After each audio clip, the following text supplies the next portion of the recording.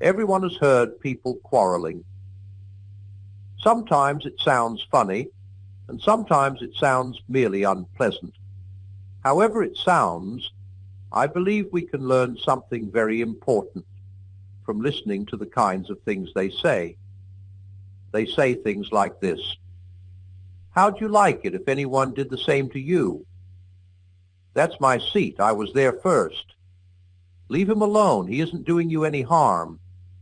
"Why should you shove in first?" "Give me a bit of your orange. I gave you a bit of mine." "Come on, you promised." People say things like that every day, educated people as well as uneducated, and children as well as grown-ups. Now, what interests me about all these remarks is that the person making them is not merely saying that the other person's behavior does not happen to please him. He is appealing to some kind of standard of behavior which he expects the other person to know about. And the other person very seldom replies, "To hell with your standard."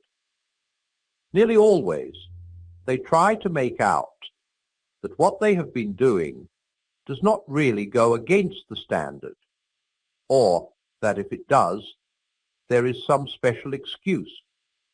They pretend there is some special reason in this particular case why the person who took the seat first should not keep it, or that things were quite different when they were given the bit of orange, or that something has turned up that lets them off keeping their promise.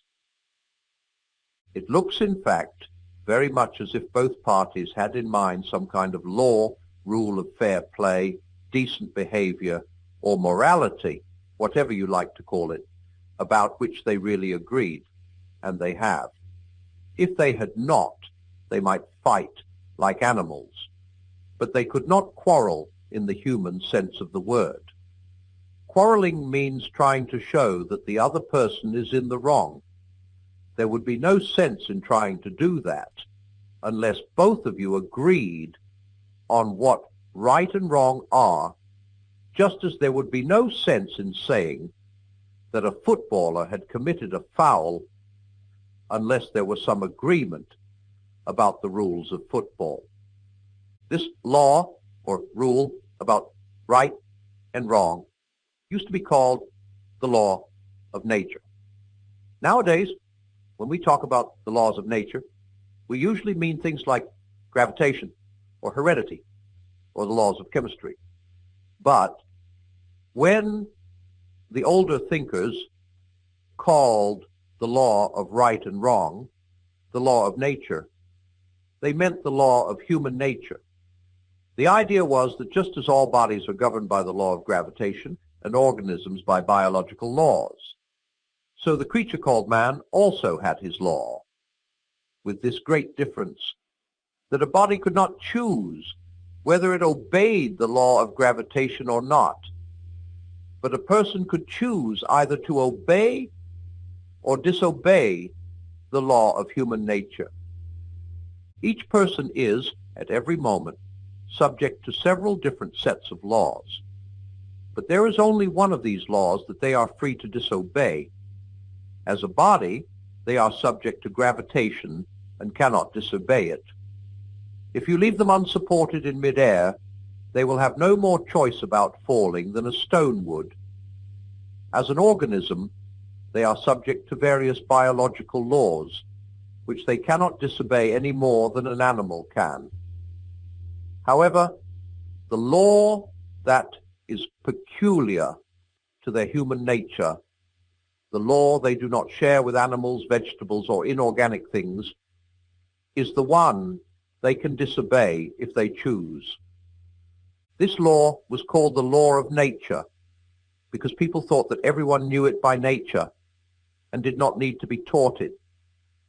They did not mean, of course, that you might not find an odd individual here and there who did not know it, just as you might find a few people who are color-blind or have no ear for a tune. But taking the race as a whole, they thought that the human idea of decent behavior was obvious to everyone, and I believe they were right. If they were not, then all the things we said about the war were nonsense.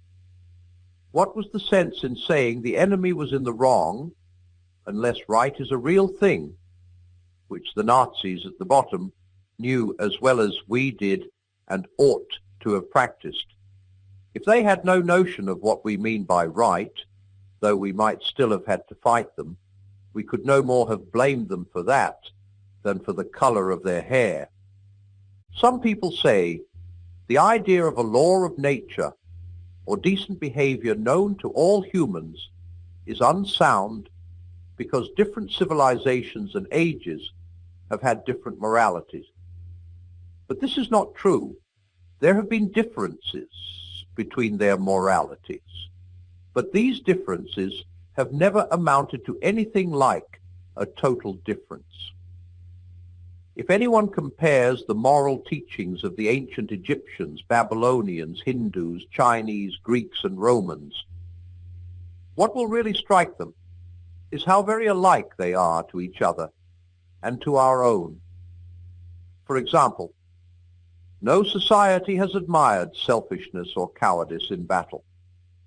Whenever you find a person who says they do not believe in real right and wrong, you will often find them going back on this a moment later. They may break a promise to you, but if you try breaking one to them, they will complain, "It's not fair," before you can even finish explaining yourself. The truth is, we all believe in decency so deeply that we cannot bear to face the fact that we are breaking it, and consequently, we try to shift the responsibility. The truth is, we believe in decency so much, we feel the rule or law pressing on us so strongly, that we cannot bear to face the fact that we are breaking it, and consequently, we try to shift the responsibility. For you notice that it is only for our bad behavior that we find all these explanations. It is only our bad temper that we put down to being tired or worried or hungry. We put our good temper down to ourselves. These, then, are the 2 points I wanted to make. First, that human beings all over the earth have this curious idea that they ought to behave in a certain way and cannot really get rid of it. Secondly, that they do not in fact behave in that way. They know the law of nature. They break it. These 2 facts are the foundation of all clear thinking about ourselves and the universe we live in.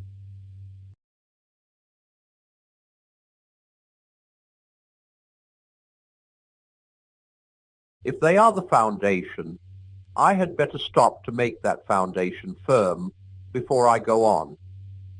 Some of the letters I have had show that a good many people find it difficult to understand just what this law of human nature, or moral law, or rule of decent behavior is.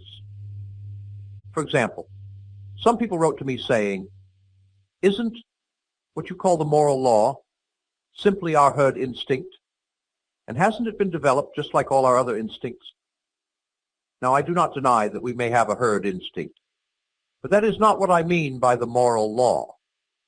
We all know what it feels like to be prompted by instinct, by mother love, or sexual instinct, or the instinct for food. It means that you feel a strong want or desire to act in a certain way. And of course, we sometimes do feel just that sort of desire to help another person. And no doubt that desire is due to the herd instinct. But feeling a desire to help is quite different from feeling that you ought to help, whether you want to or not. Supposing you hear a cry for help from a man in danger, you will probably feel 2 desires. One, a desire to give help due to your herd instinct. The other, a desire to keep out of danger due to the instinct for self-preservation. But you will find inside you, in addition to these 2 impulses, a third thing which tells you that you ought to follow the impulse to help. and suppress the impulse to run away.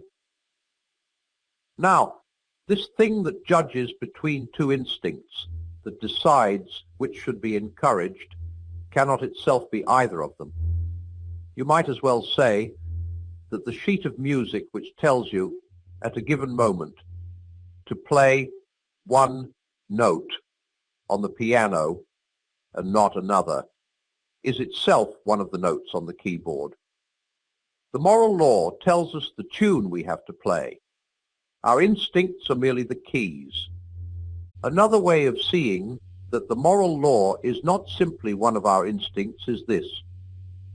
If two instincts are in conflict, and there is nothing in a creature's mind except those two instincts, obviously the stronger of the two must win. But at those moments when we are most conscious of the moral law, it usually seems to be telling us to side with the weaker of the two impulses. You probably want to be safe much more than you want to help the man who is drowning, but the moral law tells you to help him all the same. And surely it often tells us to try to make the right impulse stronger than it naturally is. I mean, we often feel it our duty to stimulate the herd instinct by waking up our imaginations and arousing our pity and so on, so as to get up enough steam for doing the right thing. But clearly, we are not acting from instinct when we set about making an instinct stronger than it is. The thing that says to you, your herd instinct is asleep, wake it up, cannot itself be the herd instinct. The thing that tells you which note on the piano needs to be played louder cannot itself be that note. Here's a third way of seeing it. If the moral law was one of our instincts, we ought to be able to point to some one impulse inside us, which was always what we call good, always in agreement with the rule of right behavior. But you cannot. There is none of our impulses which the moral law may not sometimes tell us to suppress, and none which it may not sometimes tell us to encourage. It is a mistake to think that some of our impulses, say mother love or patriotism, are good, and others like sex or the fighting instinct are bad. All we mean is that the occasions on which the fighting instinct or the sexual desire need to be restrained are rather more frequent than those for restraining mother love or patriotism. But there are situations in which it is the duty of a married man to encourage his sexual impulse, and of a soldier to encourage the fighting instinct. There are also occasions on which a mother's love for her own children or a man's love for his own country have to be suppressed, or they will lead to unfairness towards other people's children or country. Strictly speaking, there are no such things as good and bad impulses. Think once again of a piano. It has not got two kinds of notes on it, the right notes and the wrong ones. Every single note is right at one time and wrong at another. The moral law is not any one instinct or any set of instincts. It is something which makes a kind of tune, the tune we call goodness or right conduct, by directing the instincts. By the way, this point is of great practical consequence.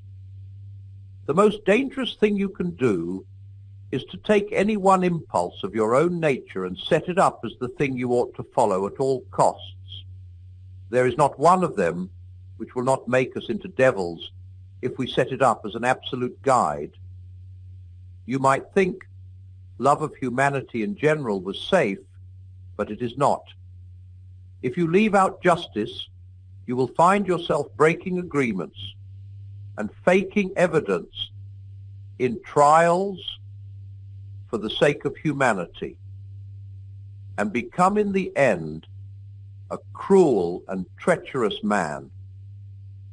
Other people wrote to me saying, isn't what you call the moral law just a social convention? something that is put into us by education? I think there is a misunderstanding here. The people who ask that question are usually taking it for granted that if we have learned a thing from parents and teachers, then that thing must be merely a human invention. But of course, that is not so. We all learned the multiplication table at school. A child who grew up alone on a desert island would not know it. But surely it does not follow that the multiplication table is simply a human convention, something human beings have made up for themselves and might have made different if they had liked. I fully agree that we learn the rule of decent behavior from parents and teachers and friends and books as we learn everything else. But some of the things we learn are mere conventions which might have been different. We learn to keep to the left of the road, but it might just as well have been the rule to keep to the right. And others of them, like mathematics, are real truths. The question is to which class the law of human nature belongs. There are two reasons for saying it belongs to the same class as mathematics. The first is, as I said in the first chapter, that though there are differences between the moral ideas of one time or country and those of another, the differences are not really very great, not nearly so great as most people imagine. And you can recognize the same law running through them all, whereas mere conventions, like the rule of the road or the kind of clothes people wear, may differ to any extent. The other reason is this. When you think about these differences between the morality of one people and another, do you think that the morality of one people is ever better or worse than that of another? Have any of the changes been improvements? If not, then of course there could never be any moral progress. Progress means not just changing, but changing for the better. If no set of moral ideas were truer or better than any other, there would be no sense in preferring civilized morality to savage morality, or Christian morality to Nazi morality. In fact, of course, we all do believe that some moralities are better than others. We do believe that some of the people who tried to change the moral ideas of their own age were what we would call reformers or pioneers, people who understood morality better than their neighbors did. Very well then, the moment you say that one set of moral ideas can be better than another, you are, in fact, measuring them both by a standard, saying that one of them conforms to that standard more nearly than the other. But the standard that measures two things is something different from either. You are, in fact, comparing them both with some real morality, admitting that there is such a thing as a real right, independent of what people think, and that some people's ideas get nearer to that real right than others. Or put it this way, if your moral ideas can be truer, and those of the Nazis less true, there must be something, some real morality, for them to be true about. The reason why your idea of New York can be truer or less true than mine is that New York is a real place, existing quite apart from what either of us thinks. If when each of us said New York, each meant merely the town I'm imagining in my own head, how could one of us have truer ideas than the other? There would be no question of truth or falsehood at all. In the same way, if the rule of decent behavior meant simply whatever each nation happens to approve, there would be no sense in saying that any one nation had ever been more correct in its approval than any other. No sense in saying that the world could ever grow morally better or morally worse. I conclude then that though the differences between people's ideas of decent behavior often make you suspect that there is no real natural law of behavior at all, yet the things we are bound to think about these differences really prove just the opposite. But one word before I end. I have met people who exaggerate the differences because they have not distinguished between differences of morality and differences of belief about facts. For example, one man said to me, 300 years ago, people in England were putting witches to death. Was that what you call the rule of human nature or right conduct? But surely, the reason we do not execute witches is that we do not believe there are such things. If we did, if we really thought that there were people going about who had sold themselves to the devil and received supernatural powers from him in return, and were using these powers to kill their neighbors, or drive them mad, or bring bad weather, surely we would all agree that if anyone deserved the death penalty, then these filthy quislings did. There is no difference of moral principle here. Difference is simply about matter of fact. It may be a great advance in knowledge not to believe in witches. There is no moral advance in not executing them when you do not think they are there. You would not call a man humane for ceasing to set mouse traps if he did so because he believed there were no mice in the house.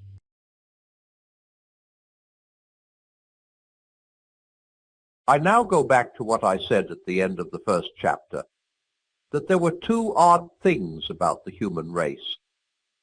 First, that they were haunted by the idea of a sort of behavior they ought to practice, what you might call fair play or decency or morality or the law of nature. Second, that they did not in fact do so. Now some of you may wonder why I call this odd. It may seem to you the most natural thing in the world. In particular, you may have thought I was rather hard on the human race.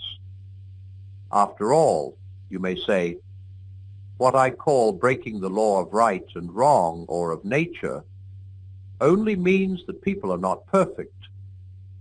And why on earth should I expect them to be?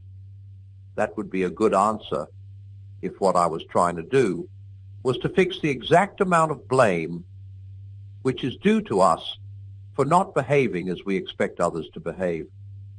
But that is not my job at all. I am not concerned at present with blame. I am trying to find out truth. And from that point of view, the very idea of something being imperfect, of its not being what it ought to be, has certain consequences. If you take a thing like a stone or a tree, it is what it is, and there seems no sense in saying it ought to have been otherwise. Of course, you may say a stone is the wrong shape if you want to use it for a rockery, or that a tree is a bad tree because it does not give you as much shade as you expected. But all you mean is that the stone or tree does not happen to be convenient for some purpose of your own. You are not, except as a joke, blaming them for that. You really know that given the weather and the soil, the tree could not have been any different. What we, from our point of view, call a bad tree is obeying the laws of its nature just as much as a good one. Now, have you noticed what follows? It follows that what we usually call the laws of nature, the way weather works on a tree, for example, may not really be laws in the strict sense, but only in a manner of speaking. When you say that falling stones always obey the law of gravitation, is not this much the same as saying that the law only means what stones always do? You do not really think that when a stone is let go, it suddenly remembers that it is under orders to fail to the ground. You only mean that in fact it does fail. In other words, You cannot be sure that there is anything over and above the facts themselves, any law about what ought to happen, as distinct from what does happen. The laws of nature, as applied to stones or trees, may only mean what nature in fact does. But if you turn to the law of human nature, the law of decent behavior, it is a different matter. That law certainly does not mean what human beings in fact do. For as I said before, many of them do not obey this law at all, and none of them obey it completely. The law of gravity tells you what stones do if you drop them, but the law of human nature tells you what human beings ought to do and do not. In other words, when you are dealing with humans, something else comes in above and beyond the actual facts. You have the facts, how men do behave, and you also have something else, how they ought to behave. In the rest of the universe, there need not be anything but the facts. Electrons and molecules behave in a certain way, and certain results follow, and that may be the whole story. But men behave in a certain way, and that is not the whole story, for all the time you know that they ought to behave differently. Now, this is really so peculiar that one is tempted to try to explain it away. For instance, we might try to make out that when you say a man ought not to act as he does, you only mean the same as when you say that a stone is the wrong shape, namely, that what he is doing happens to be inconvenient to you. But that is simply untrue. A man occupying the corner seat in the train because he got there first, and a man who slipped into it while my back was turned and removed my bag are both equally inconvenient. But I blame the second man and do not blame the first. I am not angry, except perhaps for a moment before I come to my senses, with a man who trips me up by accident. I am angry with a man who tries to trip me up, even if he does not succeed. Yet the first has hurt me, and the second has not. Sometimes the behavior which I call bad is not inconvenient to me at all, but the very opposite. In war, each side may find a traitor on the other side very useful. But though they use him and pay him, they regard him as human vermin. So you cannot say that what we call decent behavior in others is simply the behavior that happens to be useful to us. And as for decent behavior in ourselves, I suppose it is pretty obvious that it does not mean the behavior that pays. It means things like being content with 30 shillings when you might have got £3, doing schoolwork honestly when it would be easy to cheat, leaving a girl alone when you would like to make love to her, staying in dangerous places when you could go somewhere safer, keeping promises you would rather not keep, and telling the truth even when it makes you look a fool. Some people say that though decent conduct does not mean what pays each particular person at a particular moment, still, it means what pays the human race as a whole, and that consequently there is no mystery about it. Human beings, after all, have some sense. They see that you cannot have real safety or happiness except in a society where everyone plays fair, and it is because they see this that they try to behave decently. Now, of course, it is perfectly true that safety and happiness can only come from individuals, classes, and nations being honest and fair and kind to each other. It is one of the most important truths in the world. But as an explanation of why we feel as we do about right and wrong, it just misses the point. If we ask, why ought I to be unselfish? And you reply, because it is good for society, we may then ask, why should I care what's good for society, except when it happens to pay me personally And then you will have to say, because you ought to be unselfish, which simply brings us back to where we started.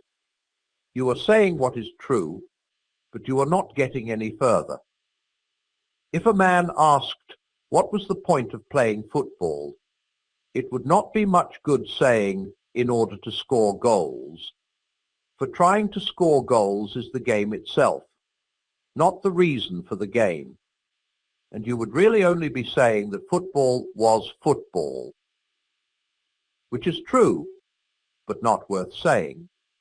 In the same way, if a man asks, what is the point of behaving decently, it is no good replying, in order to benefit society, for trying to benefit the society.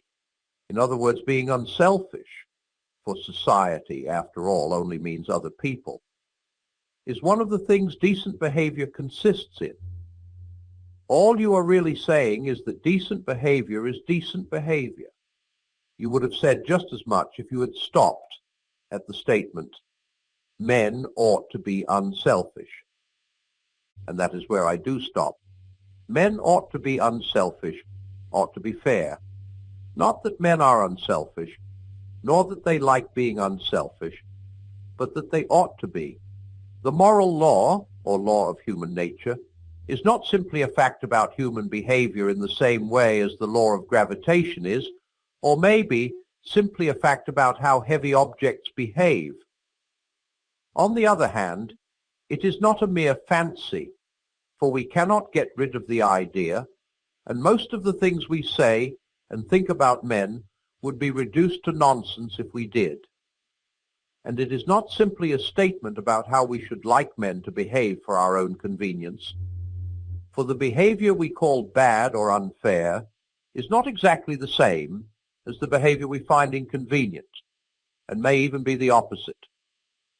Consequently, this rule of right and wrong, or law of human nature, or whatever you call it, must somehow or other be a real thing, a thing that is really there, not made up by ourselves. And yet it is not a fact in the ordinary sense, in the same way as our actual behavior is a fact. It begins to look as if we shall have to admit that there is more than one kind of reality, that, in this particular case, there is something above and beyond the ordinary facts of men's behavior, and yet quite definitely real, a real law, which none of us made, but which we find pressing on us.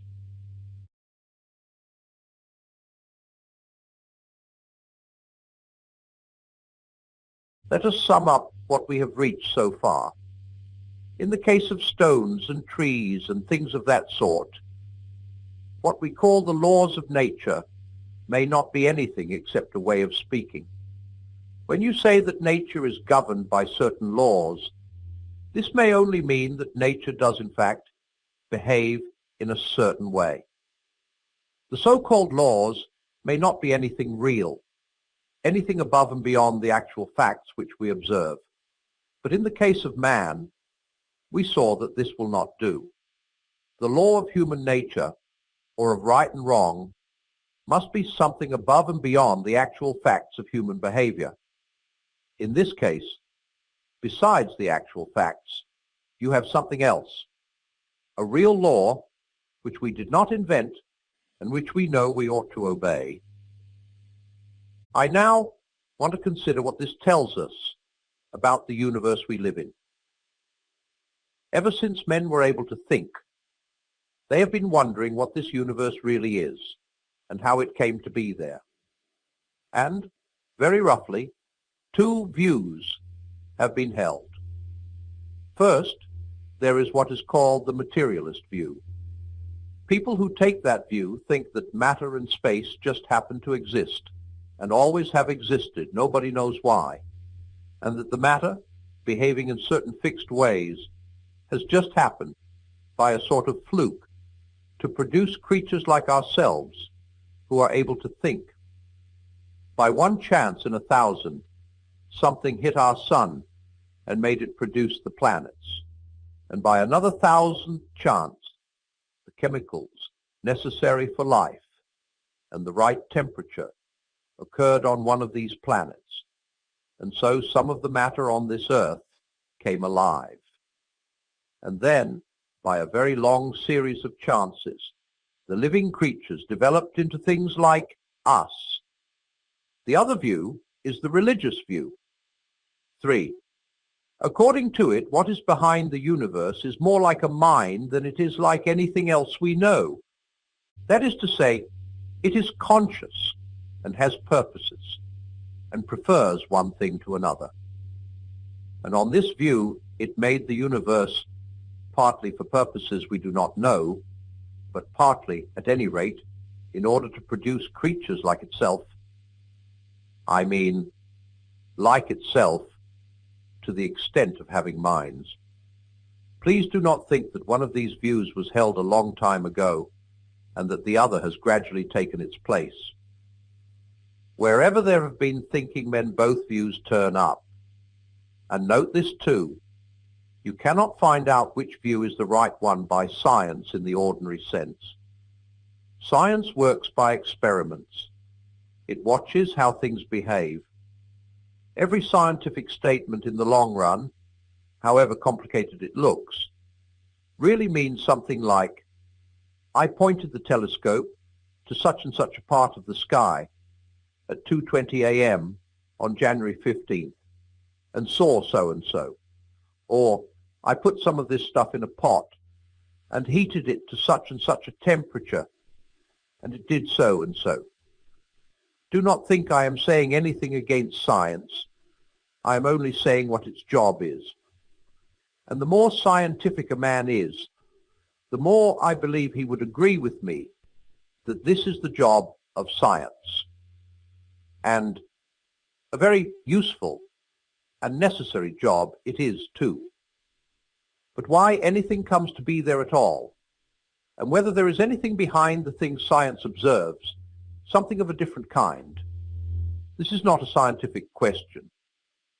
If there is something behind, then either it will have to remain altogether unknown to men, or else make itself known in some different way. The statement that there is any such thing and the statement that there is no such thing are neither of them statements that science can make, and real scientists do not usually make them. It is usually the journalists and popular novelists who have picked up a few odds and ends of half-baked science from textbooks who go in for them. After all, it is really a matter of common sense. Supposing science ever became complete, so that it knew every single thing in the whole universe, is it not plain that the questions, why is there a universe? Why does it go on as it does? Has it any meaning? Would remain just as they were? Now the position would be quite hopeless, but for this. There is one thing, and only one, in the whole universe which we know more about than we could learn from external observation. That one thing is man. We do not merely observe men, we are men. In this case, we have, so to speak, inside information. We are in the know. And because of that, we know that men find themselves under a moral law, which they did not make, and cannot quite forget even when they try, and which they know they ought to obey. Notice the following point.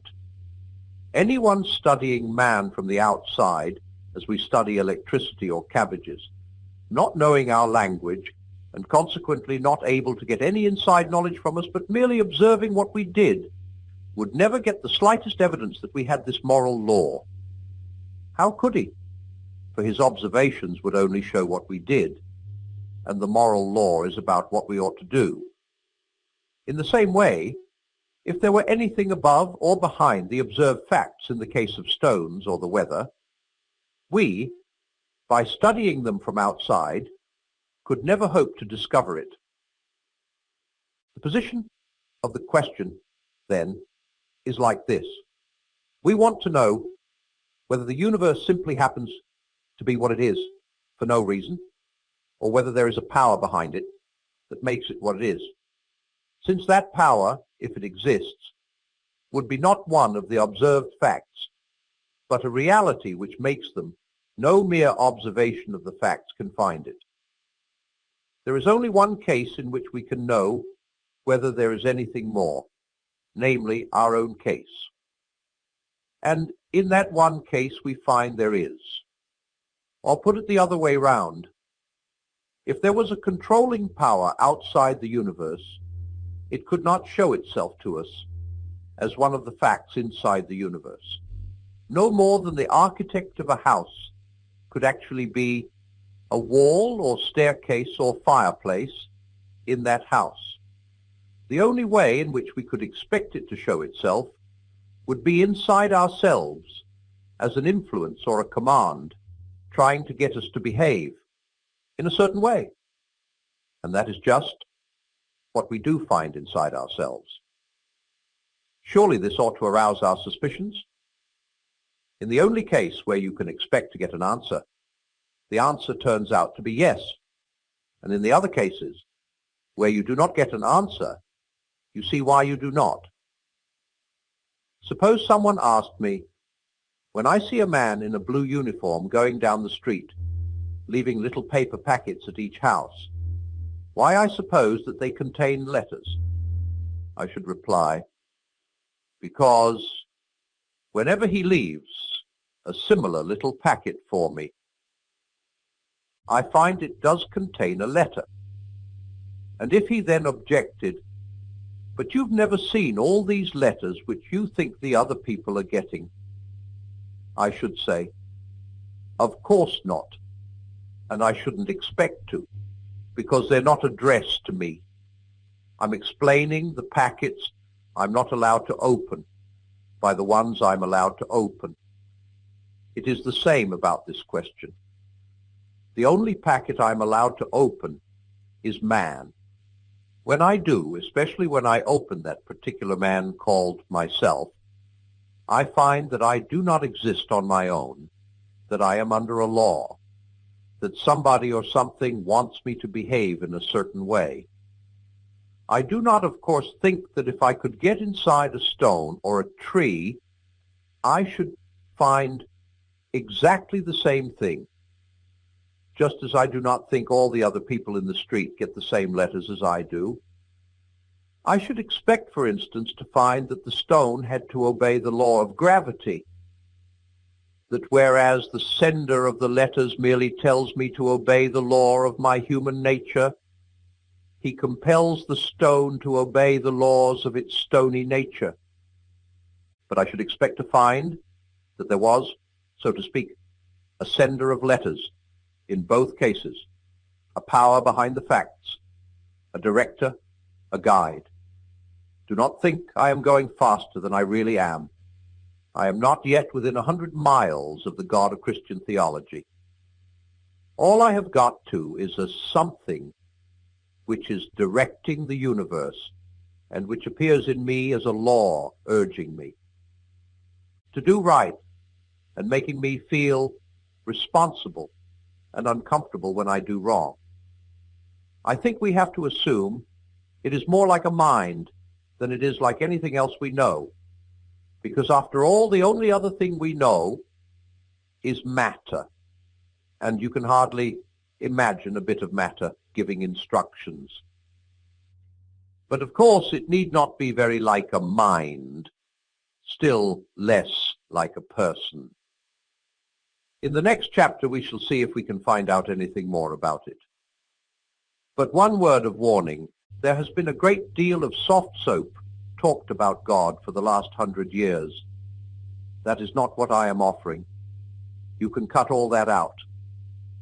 Note: in order to keep this section short enough when it was given on the air, I mentioned only the materialist view and the religious view. But to be complete, I ought to mention the in-between view called life force philosophy, or creative evolution, or emergent evolution. The wittiest expositions of it come in the works of Bernard Shaw, but the most profound ones in those of Bergson. People who hold this view say that the small variations by which life on this planet evolved from the lowest forms to man were not due to chance, but to the striving or purposiveness of a life force. When people say this, we must ask them whether by life force they mean something with a mind or not. If they do, then a mind bringing life into existence and leading it to perfection is really a god, and their view is thus identical with the religious. If they do not, then what is the sense in saying that something without a mind strives or has purposes? This seems to me fatal to their view. One reason why many people find creative evolution so attractive is that it gives one much of the emotional comfort of believing in God and none of the less pleasant consequences.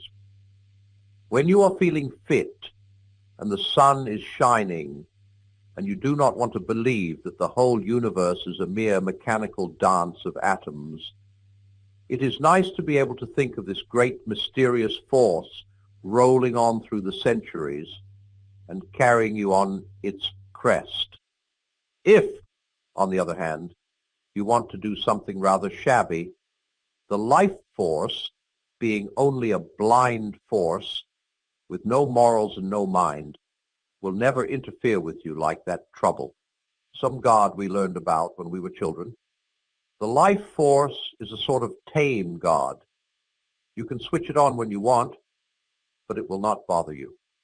All the thrills of religion and none of the cost. Is the life force the greatest achievement of wishful thinking the world has yet seen?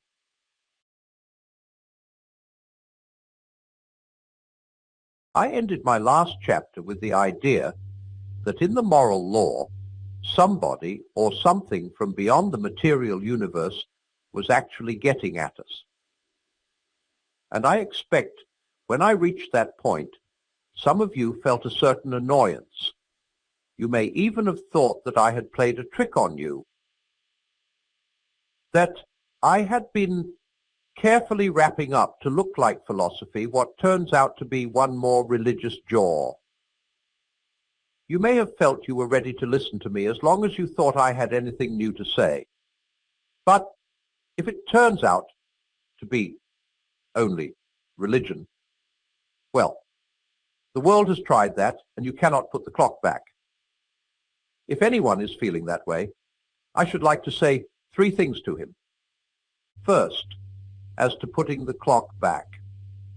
Would you think I was joking if I said that you can put a clock back, and that if the clock is wrong, it is often a very sensible thing to do?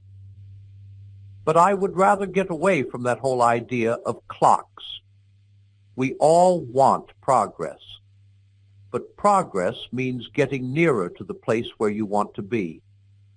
And if you have taken a wrong turning, then to go forward does not get you any nearer. If you are on the wrong road, progress means doing an about turn and walking back to the right road.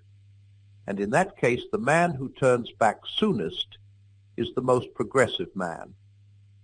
We have all seen this when doing arithmetic. When I have started a sum the wrong way, the sooner I admit this and go back and start over again, the faster I shall get on. There is nothing progressive about being pig-headed and refusing to admit a mistake. And I think if you look at the present state of the world, it is pretty plain that humanity has been making some big mistake. We are on the wrong road. And if that is so, we must go back. Going back is the quickest way on. Then secondly, this has not yet turned exactly into a religious jaw. We have not yet got as far as the God of any actual religion, still less the God of that particular religion called Christianity. We have only got as far as a some, body, or something behind the moral law. We are not taking anything from the Bible or the churches. We are trying to see what we can find out about this somebody on our own steam. And I want to make it quite clear that what we find out on our own steam is something that gives us a shock. We have two bits of evidence about the somebody. One is the universe he has made.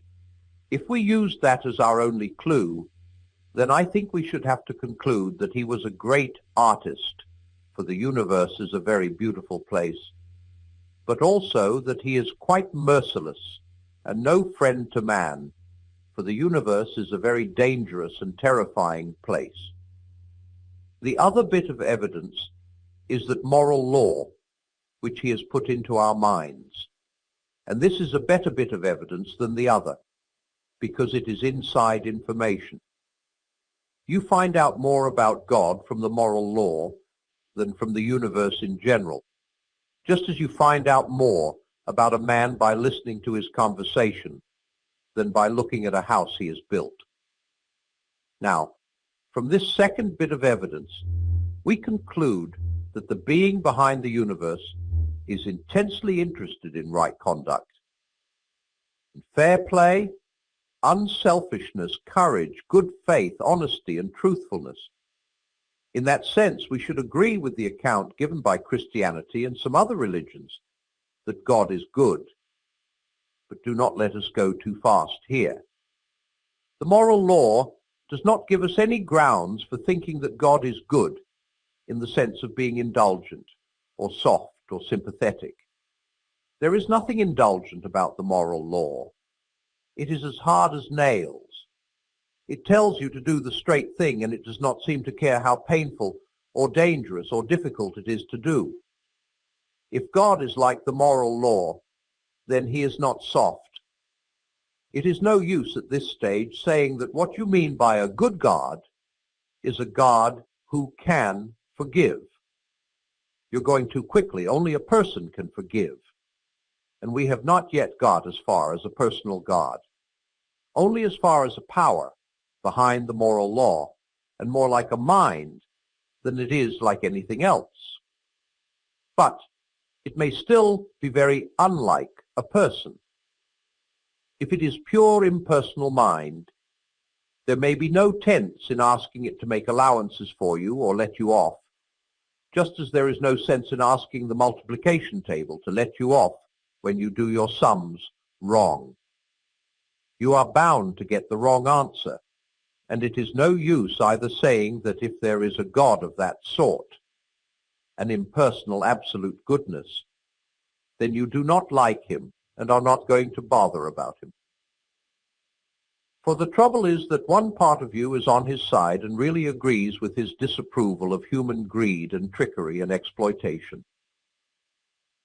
You may want him to make an exception in your own case, to let you off this one time. But you know at bottom that unless the power behind the world really and unalterably detests that sort of behavior, then he cannot be good. On the other hand, we know that if there does exist an absolute goodness, it must hate most of what we do. That is the terrible fix we are in. If the universe is not governed by an absolute goodness, then all our efforts are in the long run hopeless. But if it is, then we are making ourselves enemies to that goodness every day, and are not in the least likely to do any better tomorrow. And so our case is hope, less again. We cannot do without it, and we cannot do with it. God is the only comfort. He is also the supreme terror, the thing we most need and the thing we most want to hide from. He is our only possible ally, and we have made ourselves his enemies. Some people talk as if meeting the gaze of absolute goodness would be fun. They need to think again. They are still only playing with religion. Goodness is either the great safety or the great danger, according to the way you react to it. And we have reacted the wrong way. Now my third point.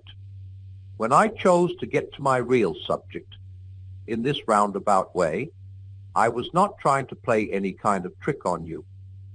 I had a different reason. My reason was that Christianity simply does not make sense until you have faced the sort of facts I have been describing. Christianity tells people to repent and promises them forgiveness. It therefore has nothing, as far as I know, to say to people who do not know they have done anything to repent of, and who do not feel that they need any forgiveness. It is after you have realized that there is a real moral law and a power behind the law, and that you have broken that law and put yourself wrong with that power. It is after all this, and not a moment sooner, that Christianity begins to talk. When you know you are sick, you will listen to the doctor. When you have realized that our position is nearly desperate, you will begin to understand what the Christians are talking about. They offer an explanation of how we got into our present state of both hating goodness and loving it. They offer an explanation of how God can be this impersonal mind at the back of the moral law, and yet also a person. They tell you how the demands of this law, which you and I cannot meet, have been met on our behalf, how God himself becomes a man to save man from the disapproval of God. It is an old story, and if you want to go into it, you will no doubt consult people who have more authority to talk about it than I have. All I'm doing is to ask people to face the facts, to understand the questions which Christianity claims to answer. And they are very terrifying facts. I wish it was possible to say something more agreeable. But I must say what I think true. Of course, I quite agree that the Christian religion is, in the long run, a thing of unspeakable comfort. But it does not begin in comfort. It begins in the dismay I have been describing, and it is no use at all trying to go on to that comfort without first going through that dismay. In religion, as in war and everything else, comfort is the one thing you cannot get by looking for it. If you look for truth, you may find comfort in the end. If you look for comfort, you will not get either comfort or truth, only soft soap and wishful thinking to begin with, and, in the end, despair. Most of us have got over the pre-war wishful thinking about international politics. It is time we did the same about religion.